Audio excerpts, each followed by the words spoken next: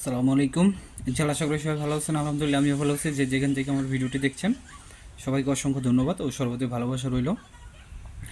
তো আজকে কথা বলবো হচ্ছে যারা এখন ধরে অ্যাপয়েন্টমেন্ট পান নাই, বা যারা আপনারা জুন মাসে মার্চ মাসে আবেদন করতে পারেন নাই, বা এপ্রিল মাসে আবেদন করতে পারেন নাই, বা রিসেন্টলি আপনারা যারা অ্যাপয়েন্টমেন্ট নলস্তা পাচ্ছেন বা অ্যাপয়েন্টমেন্টের জন্য আবেদন করবেন তাদের বিষয়ে, এবং ইটালিতে নলস্তার বিষয়ে কিছু কথা হবে, এবং ডিএফএস গ্লোবাল আপডেট দেওয়া হবে। তো আজকের মতো এতটুকুই সীমাবদ্ধ থাকবে। তো অবশ্যই সবাই ভিডিওটা দেখার চেষ্টা করবেন।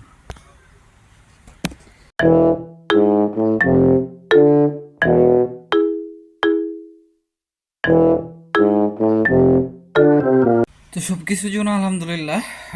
প্রথমে যে কথাটা বলতে চাই, আপনারা যারা 31শে মার্চের পরে আবেদন করছেন তাদের বিষয়ে, মানে অ্যাপয়েন্টমেন্টের বিষয়ে দেখেন, আপনারা এখন তুরিও যারা মার্চ এপ্রিলের পরে এপ্রিল মাসে যারা আবেদন করছে এখন তুরিও অনেকেই বাকি আছে, বা 31শে মার্চে যারা আবেদন করছে এখন তুরিও অনেকে বাকি আছে।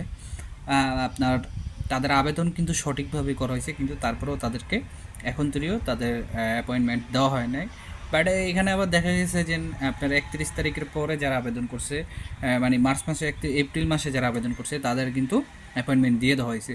তো এখন কিছু ভাই আমারে মেসেজ করেন যে মে মাস বা জুন মাসে আপনারা অ্যাপয়েন্টমেন্টের জন্য আবেদন করছেন, এখন তৈরি আপনারা অ্যাপয়েন্টমেন্ট পান নাই, তো কবে নাগাদ পেতে পারেন। দেখেন, এটা আমি বলতে পারবো না, বা আমার মতো যারাই ভিডিও করে কেউই বলতে পারবে না। এটা সম্পূর্ণ ভিএফএস গ্লোবালের উপরে। এখন কথা হচ্ছে, আমরা অনেকেই মনে করি যে এই অ্যাপয়েন্টমেন্টগুলো হচ্ছে ভিএফএস গ্লোবাল থেকে দেওয়া হয়। না, এটা সম্পূর্ণ ভুল। আমরা যখন অ্যাপয়েন্টমেন্টের জন্য মেল করি, এই মেলটা ভিএফএস গ্লোবাল থেকে ইতালি অ্যাম্বাসিতে ফরওয়ার্ড করা হয়। ইতালি অ্যাম্বাসি এটা ভেরিফাই করার পরে তারা নিজেরা এটা ডেট দেয়, এবং তারা আবার পরে এটাকে ভিএফএস গ্লোবালে ফরওয়ার্ড করে দেয়। ভিএফএস গ্লোবাল থেকে আপনাকে মেলটা সেন্ড করা হয়, ফিরতি মেল সেন্ড করা হয়। আশা করি বুঝতে পারছেন। সো এটা সম্পূর্ণ হচ্ছে অ্যাম্বাসির উপরে। এখন এটা ভিএফএস গ্লোবালের উপরে তেমন কোনো নাই। কিন্তু আপনার ফ্যামিলি রিনোয়েন্ট, তারপর হচ্ছে ট্যুরিস্ট ভিসা, এগুলো যাবতীয় যা আছে, মানে মেল ছাড়া যাবতীয় যে অ্যাপয়েন্টমেন্টগুলো সরাসরি আপনার অনলাইন থেকে নেওয়া যায়, সেই সমস্ত আপনার অ্যাপয়েন্টমেন্টগুলো ভিএফএস গ্লোবাল সরাসরি দিয়ে থাকে। আশা করি বুঝতে পারছেন। তো অনেকেই আমাকে বলেন ট্যুরিস্ট ভিসার জন্য ফাইল প্রসেসিং। দেখেন, খুব ভালো ভালো এজেন্সি আছে, বা ভালো ভালো অনেক মানুষও, এজেন্সি ছাড়াও অনেক পার্সন কিন্তু এই সম্পর্কে ভালো জানে, ঠিক আছে? তো এই সম্পর্কে আপনারা যদি ধারণা চান, এর ভিতরে আমার একটা ভাই মেইল করছিলেন, তো আমি একজনের সাথে কথা বলে ওনাকে একটা অ্যামাউন্ট বলছিলাম। তো এরকম যারা আছে, যদি আপনারা এরকম ফাইল প্রসেসিং করতে চান, অবশ্যই আপনাদের বিভিন্ন কান্ট্রির ভিজিট ভিসা থাকতে হবে।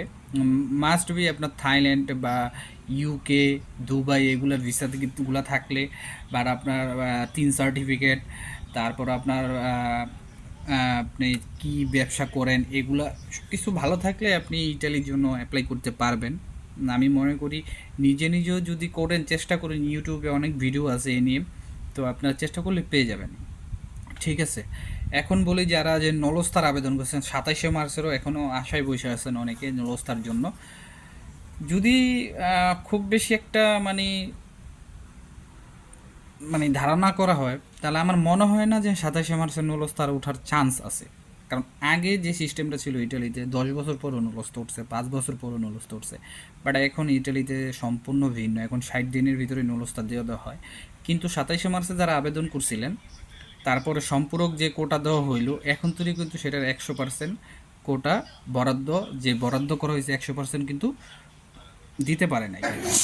তো এই আপনার মার্চ মাসের পরে এই যে ডিসেম্বরে যেটা গেল, সেটারও কিন্তু এখন তো 100% আপনার নুলস্থা তারা দিতে পারে না। তারপরে এই যে ফেব্রুয়ারি মাসে যেটা গেল, এটার তো এখন তো মনে হয় না 50%ও দিতে পারছে। সো আমি বলুম যে আপনারা যদি ধৈর্য ধরতে পারেন, ধৈর্য ধরেন। আর এখন যেহেতু মনে করেন সিস্টেম করা হয়েছে যে বাংলাদেশ থেকে বাংলাদেশে আপনার যারা জমা দিবে ইটালি ভিসার জন্য, শুধু পাসপোর্টের কপি জমা দেওয়া লাগবে। তো সেক্ষেত্রে আপনারা অন্য দেশে ট্রাই করতে পারেন। যদি অন্য দেশে ভিসা হয়ে যায়, ওই দেশে গিয়ে থাকতে পারেন। যখন আপনার নলস্থ উঠবে, তখন আইসা আপনি আবার পাসপোর্ট দিয়ে জমা দিয়ে, পাসপোর্টের কপি দিয়ে আপনি সেই দেশে পুনরায় ব্যাক করবেন। তো এই ক্ষেত্রে কিন্তু আপনার সময়টা অপচয় হলো না। তো যারা এরকম আশায় বসে আছেন, আমি বলবো আপনারা যদি এই কাজটা করেন, আপনাদের জন্য অনেক ভালো একটা সুফল আসবে। আশা করি বুঝতে পারছেন।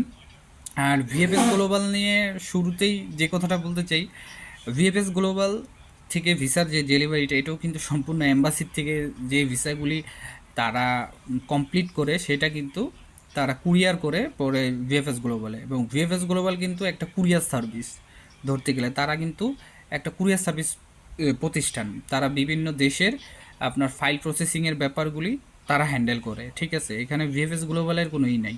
ওই যে আপনারা বলবেন ভিএফএস 20টা ফাইল দেয়, 30টা ফাইল দেয়, এটা এম্বাসি যে কয়টা ফাইলের কাজ করে প্রতিদিন এবং পরের দিন যেটা ভিএফএস গ্লোবালে পাঠানো হয়, ভিএফএস গ্লোবাল কিন্তু সেগুলোই আপনাদেরকে রিটার্ন করতেছে বা আপনাদেরকে কালেকশন করার জন্য মেসেজ দিতেছে। তো সেই ক্ষেত্রে কিন্তু ভিএফএস গ্লোবালের এখানে কোনো হাত নাই যে তারা ভিসা দিতে দেরি করতেছে বা এমন কিছু করতেছে, ঠিক আছে।